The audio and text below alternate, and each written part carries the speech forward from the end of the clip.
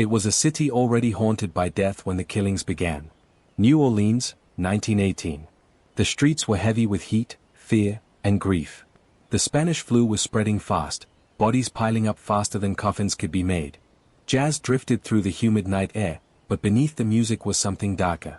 Something watching. Something waiting. At first, no one saw the pattern. A grocer and his pregnant wife were found brutally attacked in their sleep. Their skulls shattered. Blood soaked into the wooden floorboards. The murder weapon was never found. Police assumed it was a robbery gone wrong. New Orleans had seen violence before. This felt familiar enough to dismiss. But months later, it happened again. Another couple. Another home. Another quiet night torn open by unimaginable brutality. This time, the back door had been pried open with something heavy. An axe, one likely taken from the victim's own shed. No gunshots. No screams heard by neighbors. Just silence, and then dawn. The city whispered, but the police still hesitated to listen. Then the letter arrived. It was addressed simply to the newspapers of New Orleans. Written in shaky handwriting, filled with strange grammar and deliberate menace. The author claimed responsibility for the murders. He called himself something no one would ever forget. The Axeman. He wrote that he was not human, but something else entirely. That he came from hell. That he chose his victims at random. And then, chillingly, he made a promise. On a specific night, at a specific hour, he would walk the city again. But he would spare anyone who was playing jazz. That night, New Orleans did something it had never done before. The entire city stayed awake. Jazz poured from every open window. Bands played until their fingers bled. Families who didn't even own instruments banged pots and pans together in terror-fueled rhythm. Churches opened their doors. Bars overflowed. Music wasn't entertainment anymore. It was survival. And when morning came, no one was killed. The Axeman vanished. Or so everyone thought. For over a century, the case sat in the shadows of American history. Half legend. Half nightmare. Historians debated whether the Axeman was real or just mass hysteria fueled by fear and disease. Police files were lost. Witnesses died. Suspects came and went. But recently, something changed. Newly uncovered documents. Overlooked forensic details. Letters that were never fully analyzed. Connections that were dismissed in 1919 but suddenly make terrifying sense today. And when those pieces are finally placed together, the truth that emerges is far more disturbing than the legend ever suggested. Because the Axeman may not have been a demon. He may not have been a myth. And he may not have been just one man. When investigators began re-examining the Axeman murders decades later, one thing became immediately clear. The original police work was rushed. Not because officers didn't care, but because New Orleans in 1918 was collapsing under pressure. The Spanish flu was killing thousands. Officers were sick, exhausted, or dead. Crime scenes were contaminated by neighbors before police arrived. Evidence storage was primitive. Records were handwritten, incomplete, and sometimes contradictory. And yet, hidden inside those flawed files were details that had been ignored for over a century. Every Axeman attack followed a strangely consistent ritual. The killer never brought a weapon. In each confirmed case, the axe used belonged to the victim. Taken from a shed, a yard, or a woodpile. That meant the killer was confident enough to enter a home unarmed, knowing he could find what he needed once inside. That alone narrowed the psychological profile.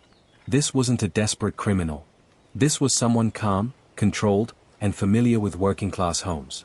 Someone who understood floor plans, routines, and the way families slept at night. Even more unsettling was the timing. Most attacks happened between midnight and 4 a.m. A time when the city was quiet, but not completely asleep. Someone moving during those hours wouldn't attract attention.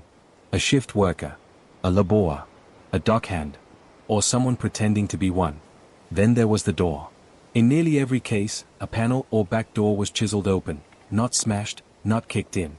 Carefully pried, quietly, methodically. Whoever the Axeman was, he understood how to enter without waking an entire household. And then came the most chilling detail of all. The victims. They were not random.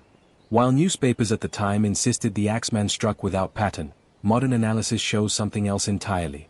The majority of victims were Italian immigrants or Italian-American shop owners. Many ran small grocery stores. Many lived behind or above their shops. This was not coincidence.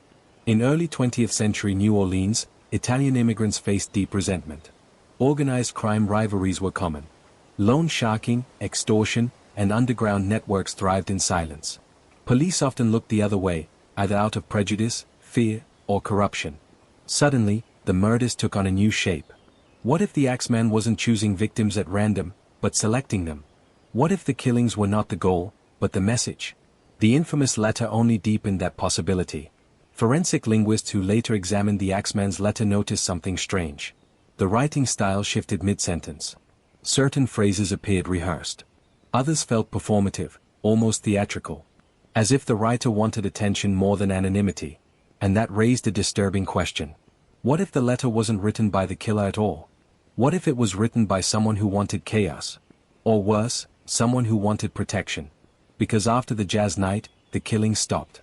Not because music scared the Axeman away, but because the city was united, alert, and watching. The darkness he depended on was gone. But history shows that serial offenders don't just stop. They evolve.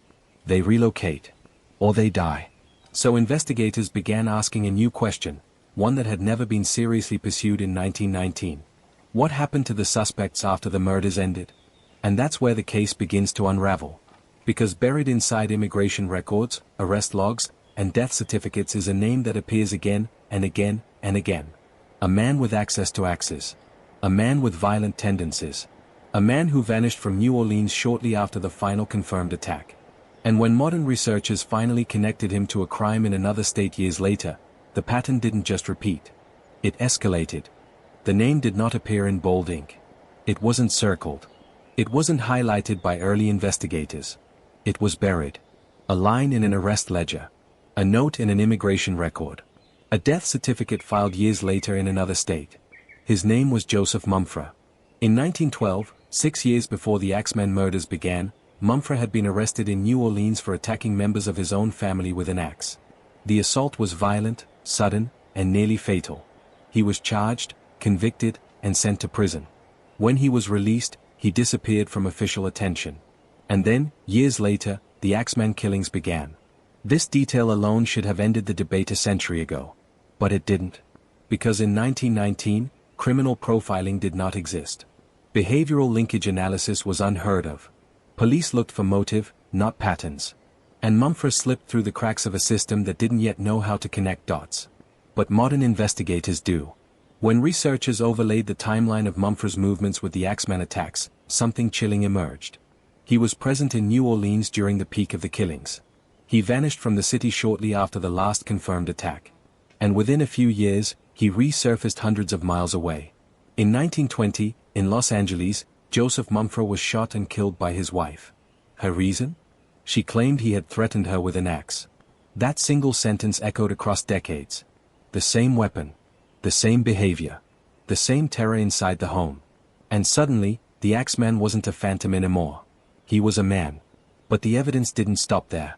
Modern forensic historians examined the Axeman letter more closely, not just for handwriting, but for cultural cues. The references to jazz, Italian slang, and religious language all aligned with Mumfre's background. Even the spelling patterns matched letters he had written earlier in his life. The letter wasn't demonic. It was theatrical. A man amplifying fear to protect himself. Because fear distracts. Fear misleads. Fear keeps investigators chasing ghosts while the real culprit blends into the crowd. And the jazz night? It wasn't proof of supernatural power. It was proof of control. The killer knew the city would stay awake. He knew witnesses would be everywhere. He knew he couldn't operate in that environment. So he retreated, not because music repelled him, but because exposure did. The murder stopped because the conditions changed. Not because the threat disappeared. When historians finally compiled all the evidence, criminal history, timelines, behavioral patterns, and linguistic analysis, a consensus formed among modern experts. The Axeman of New Orleans was not a demon. Not a myth. Not mass hysteria. He was a repeat violent offender whose earlier crimes had already revealed his method, and whose final act was hiding behind legend. Justice, however, never came in a courtroom. Joseph Mumfre was never tried for the Axeman murders. He was never questioned. He was never named publicly by law enforcement. He died without facing the consequences of the terror he unleashed. But truth has a way of catching up. Today, criminologists teach the Axeman case not as folklore, but as an early lesson in criminal profiling, a case that shows what happens when patterns are ignored and fear takes control of the narrative. In New Orleans, the story lives on. Not in panic, but in memory. Jazz still fills the streets, no longer as protection, but as culture. As identity. As resilience. And the legend of the Axeman has finally been stripped of its mystery. What remains is far more unsettling. Because monsters don't come from hell. They walk among us. And sometimes, they are hiding in plain sight. Every mystery leaves behind a voice. And after more than a century, this one has finally been heard.